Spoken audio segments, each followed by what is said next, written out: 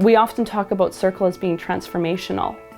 So if you take a transformational experience, like a student exchange, and then couple it with a modality that allows for that transformation work to really be seen and experienced and be tangible, then things just ignite, right? They move, they ignite. I have 60 kids come together every year, and so they're often moving so quickly through life that it's hard for them to actually stop, reflect, and see what's happening. Slowing down in circle and seeing each other allows them to realize that there is actually a lot bubbling beneath the surface.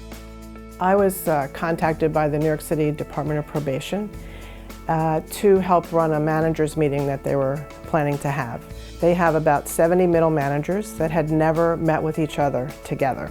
I really felt so confident about using Circle and Art of Hosting practices that I was sure that they were going to participate.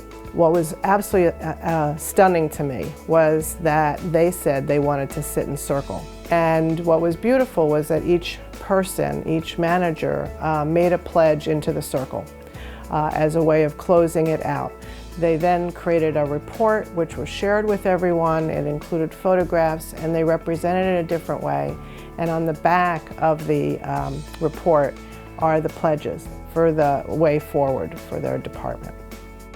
Initially, we brought Circle into a congregation that Scott and I co-pastored together, and it was a phenomenal experience for the members of the congregation to be in conversation in a way that was different from anything they experienced in their normal day-to-day life and in their work life. In 2012, we began our monthly meetings actually in circle with a sacred center rather than around a table with a gavel and Robert's Rules of Order. And they actually welcomed that, and we've been doing that ever since. And we now make decisions by consensus rather than by vote. We begin with the time of checking in. We tend to hold a conversation circle. We do have our talking piece if we need it, and overwhelmingly the folks have adopted this as a way to do planning and visioning and meeting at our church. Well, we started our organization in the basement of Mercy Hospital in Portland, Maine, and the circle grew and grew and grew and grew until we had probably 150 people at one time or another joined our circle. So we've used circle process from the very beginning, and we've used it to create everything we've created at True North. We meet in circle as a group, the whole circle.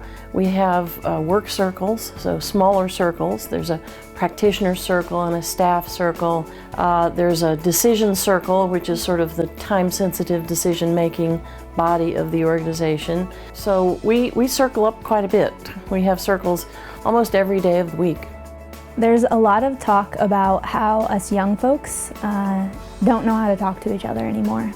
I think there's some reality to the way that we're adjusting to technology and the way that we're learning to communicate with one another and how things are changing because of Facebook and Twitter. And as a young person, Circle is really important to me because I'm having important conversations in the social media realm, but I'm also wanting to sit in the same room with people and kind of talk about what is important to me and what's important to them. Circle's the only way I know how to do that. I don't know how to do that in other realms. And I think that Circle is the way that we will continue to find ways to talk about the things that are really important with people who are different than us.